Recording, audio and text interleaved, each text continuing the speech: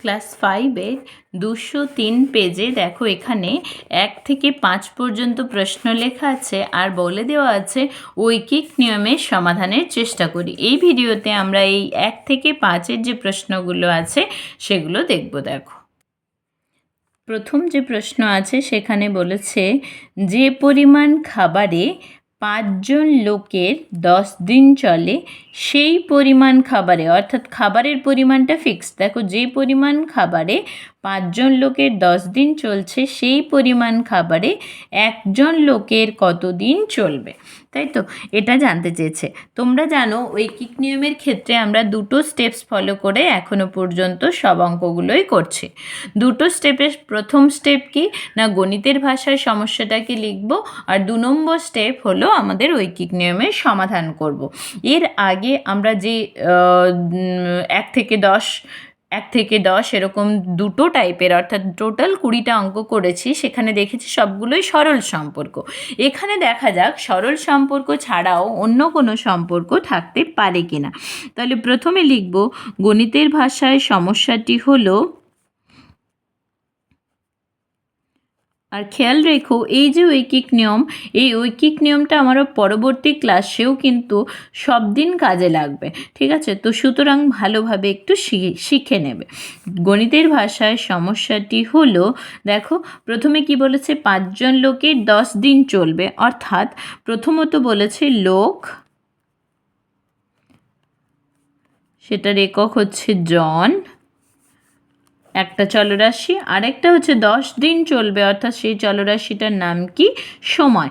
এককটা কি, এককটা হলো দিন। ওকে, তাহলে 5 জন লোকের প্রথমে বলেছে 10 দিন চলবে, তাহলে একজন লোকের কত দিন চলবে, একজন লোকের কত দিন চলবে এটা বের করতে হবে। ওকে, এবার ঐকিক নিয়মটা করবে। ঐকিক নিয়মে পাই, দেখো তাহলে লিখব 5 জন লোকের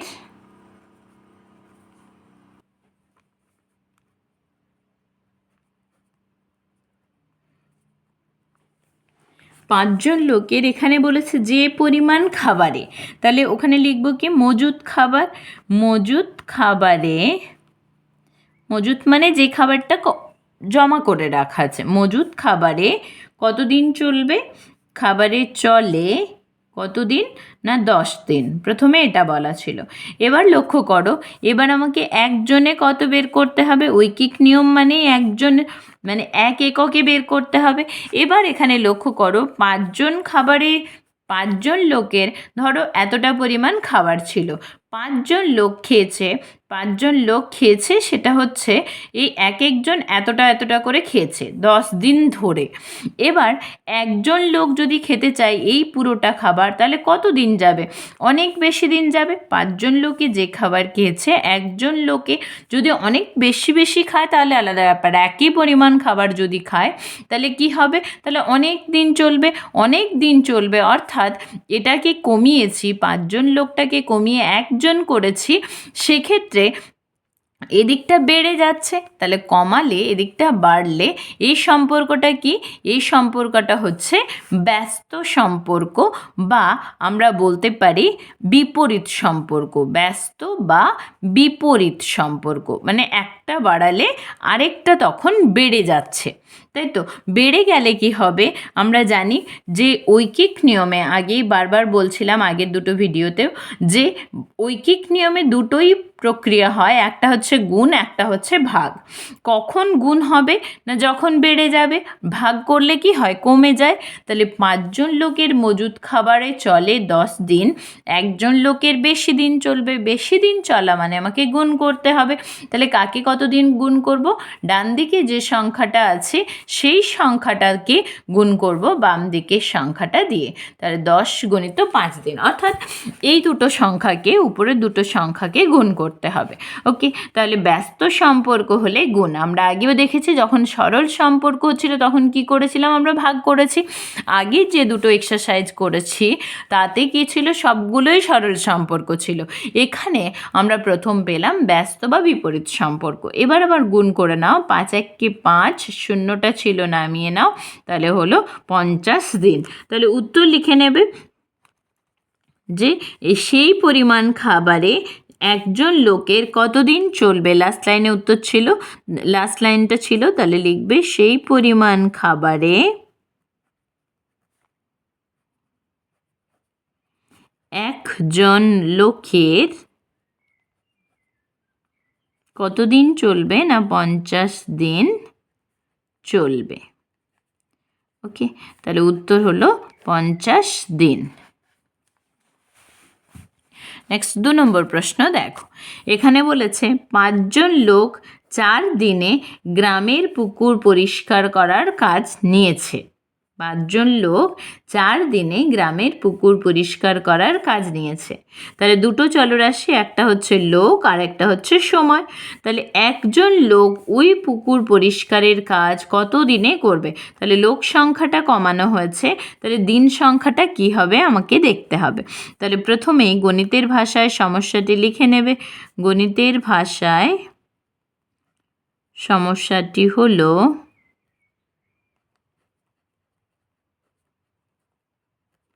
প্রথমে আছে লোক, সেটার একক হচ্ছে জন, পরে আছে সময়, তার একক হলো দিন। তাহলে প্রথমে আছে 5 জন লোক 4 দিনে পুকুরটা পরিষ্কার করে। তাহলে উত্তর চেয়েছে একজন লোক পুকুর পরিষ্কার করতে কত দিনে করবে, তাই তো। তাহলে এখানে লিখবে ঐকিক নিয়মে পাই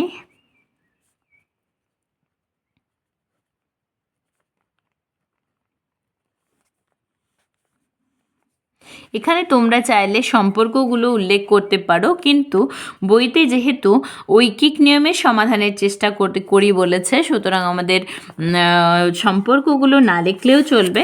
তো ব্র্যাকেটে এইভাবে সম্পর্কটা লিখে নিতেও পারো, তাহলে কোনো অসুবিধে হবে না। তাহলে 5 জন লোকে কতটা কাটবে দেখো, 5 জন লোক কাজটি করতে সময় নেয় সমান হচ্ছে 4 দিন। 5 জন লোকে দেখো, একজন লোক যদি আমি কমিয়ে দিই, কাজ যদি একই রাখি, এই পরিমাণ কাজ করতে 4 দিন সময় লেগেছে। 5 জন লোক কাজ করছে, 4 দিন সময় নিয়েছে।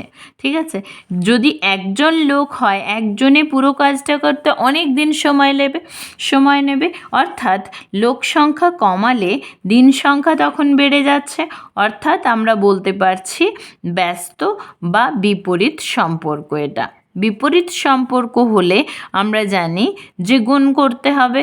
তাহলে 4 এটা আর গুণিত 5 এত দিন, তাহলে 4 5 20 দিন। ওকে, লাস্ট লাইন ধরে উত্তর লিখব। অতএব একজন লোক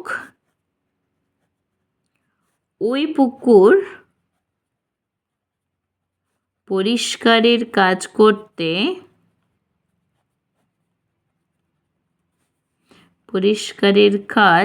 কত দিনে করবে লিখেছে, তাহলে 20 দিনে করবে, তাই তো। তাহলে আমাদের উত্তর হচ্ছে এখানে 20 দিন। নেক্সট 3 দাগের প্রশ্ন দেখো, এখানে বলেছে 12 জন লোক একটি রাস্তা 21 দিনে সারাতে পারেন। 12 জন লোক একটি রাস্তা 21 দিনে সারাতে পারেন।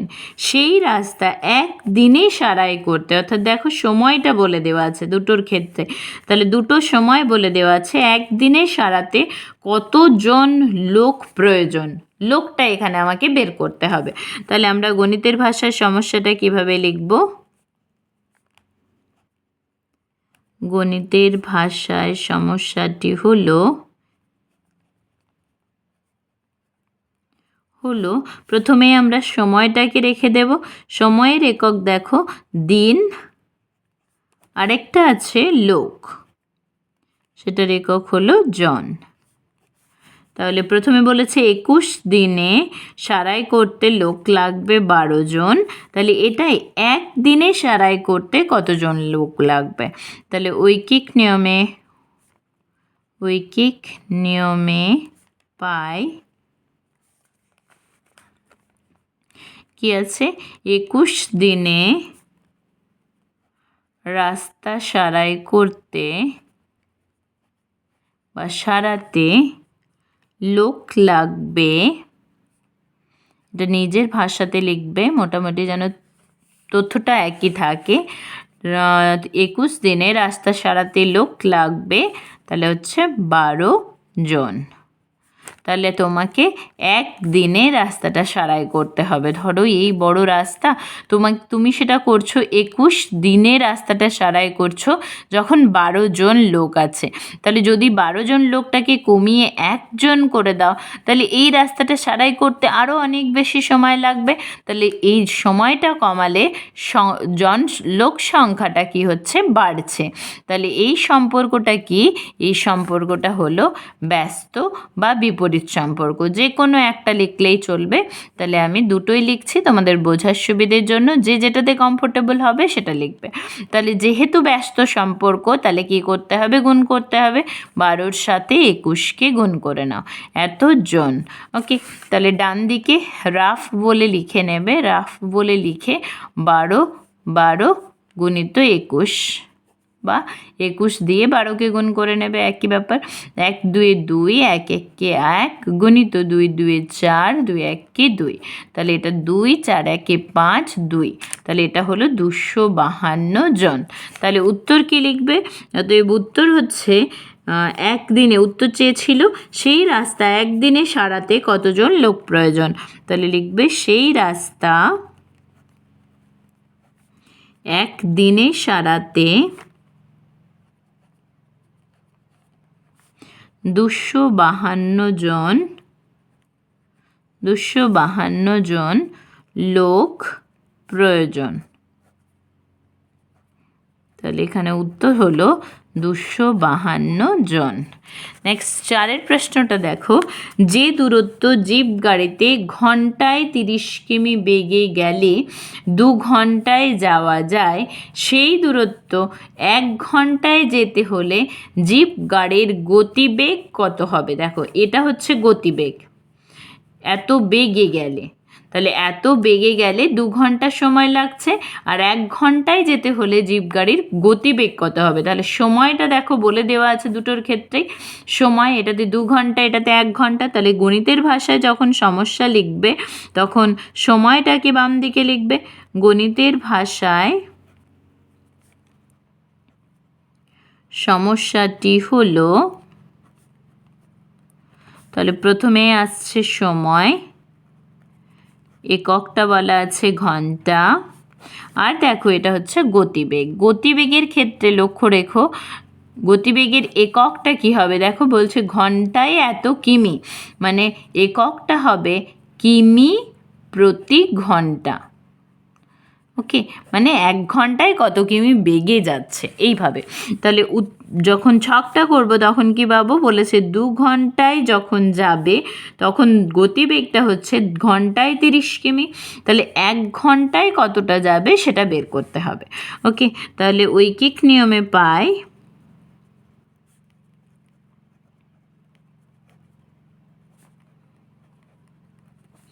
তাহলে 2 ঘন্টায় পৌঁছতে হলে, মানে 2 ঘন্টায় ওই দূরত্ব যেতে হলে গতিবেগ হতে হবে 30 কিমি প্রতি ঘন্টা। তাহলে 2 ঘন্টায় দূরত্বটি যেতে হলে গতিবেগ হবে সমান 30, এই এককটা কিমি প্রতি ঘন্টা। এবার দেখো ওই 2 ঘন্টায় না গিয়ে যদি 1 ঘন্টায় ওই দূরত্বটা যেতে হয়, দেখো এখান থেকে এতটা দূরত্ব 2 ঘন্টায় যাচ্ছে, এই দূরত্বটা 1 ঘন্টায়, এই দূরত্বটা 1 ঘন্টায়, গতিবেগ তখন 30 কিমি প্রতি ঘন্টা। কিমি আর আওয়ার, 1 ঘন্টায় 1 আওয়ারে 30 কিমি যাচ্ছে। তাহলে যদি 1 ঘন্টায় পুরোটা যেতে হয় এখান থেকে এতটা, তাহলে স্পিড তোমাকে, মানে গতিবেগটা তোমাকে বাড়িয়ে দিতে হবে। তাহলে 1 ঘন্টায় দূরত্বটি যেতে হলে গতিবেগ হবে, গতিবেগটা বেড়ে যাবে মানে কি করতে হবে, গুণ করতে হবে। 30 গুণিত 2 এত কিমি প্রতি ঘন্টা। তাহলে এটাকে কমিয়েছি, দূরত্বটাকে কমিয়েছি, এই সময়টাকে কমিয়েছি, গতিবেগটা বেড়ে গেছে। সুতরাং এই সম্পর্কটাও কি ছিল? ব্যস্ত সম্পর্ক ছিল। ওকে, তাহলে গুণ করে দাও, 3 2 6, একটা শূন্য আছে, সেই শূন্যটা রেখে এত কিমি প্রতি ঘন্টা। ওকে, উত্তর চেয়েছে সেই দূরত্ব 1 ঘন্টায় যেতে হলে জিপ গাড়ির গতিবেগ কত হবে। তাহলে লিখবে যে অতএব সেই দূরত্ব, লাস্ট লাইন ধরেই লিখবে, সেই দূরত্ব 1 ঘন্টায় যেতে হলে, 1 ঘন্টায় যেতে হলে জিপ গাড়ির গতিবেগ, জিপ গাড়ির গতিবেগ 60 কিমি প্রতি ঘন্টা হবে। তাহলে উত্তর হচ্ছে এটা 60 কিমি প্রতি ঘন্টা। নেক্সট লাস্ট অঙ্ক, অর্থাৎ 5-এর দাগের অঙ্কটা দেখো। এখানে বলেছে 6টি লাঙ্গল দিয়ে কিছু জমি চাষ করতে 4 দিন সময় লাগে। তাহলে 6টি লাঙ্গল দিয়ে কিছু জমি চাষ করতে 4 দিন সময় লাগে। একটি লাঙ্গল দিয়ে ওই জমি, অর্থাৎ যে জমিটা আগে বলা ছিল সেই জমি চাষ করতে কত দিন সময় লাগবে। তাহলে লাঙ্গলের সংখ্যাটা বলে দেওয়া আছে, কিন্তু আমাদের দিনটা বের করতে হবে। তাহলে গণিতের ভাষায় সমস্যাটি হলো, দেখো এখানে সবই একই রকম আমরা পেলাম যে ব্যস্ত সম্পর্ক হচ্ছে, কিন্তু যখন তোমাদের একসাথে পরীক্ষায় কোনো কোশ্চেন আসবে তখন তোমরা কিন্তু জানো না যে সেটা সরল সম্পর্ক নাকি ব্যস্ত সম্পর্ক। সুতরাং তোমাদের একটু কেয়ারফুলি করতে হবে। সরল সম্পর্ক হলে বলেছি ভাগ করতে হবে, ব্যস্ত সম্পর্ক হলে গুণ করতে হবে। তাই তো গণিতের ভাষায় সমস্যাটি হলো, প্রথমটা হচ্ছে লাঙ্গল, একক হচ্ছে টি, পরেরটা হচ্ছে সময়, একক হচ্ছে দিন। ওকে, তো প্রথমে যেটা বলেছে 6টি লাঙ্গল কিছুদিন জমি চাষ করতে পারে, অর্থাৎ 4 দিন বলেছে। একটি লাঙ্গল দিয়ে কতদিন সময় লাগবে, তাই তো। তাহলে ঐকিক নিয়মে পাই,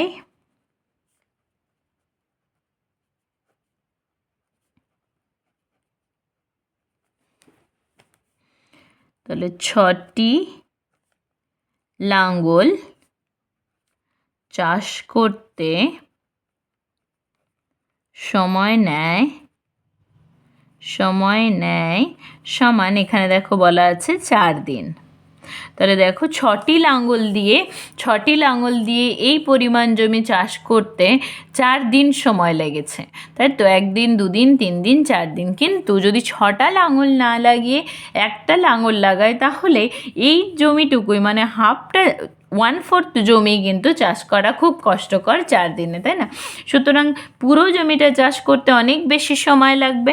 তাহলে লাঙ্গলকে যখন কমিয়ে দিচ্ছি তখন জমি চাষ করতে সময়টা অনেক বেড়ে যাবে। অর্থাৎ কি? অর্থাৎ হচ্ছে ব্যস্ত সম্পর্ক,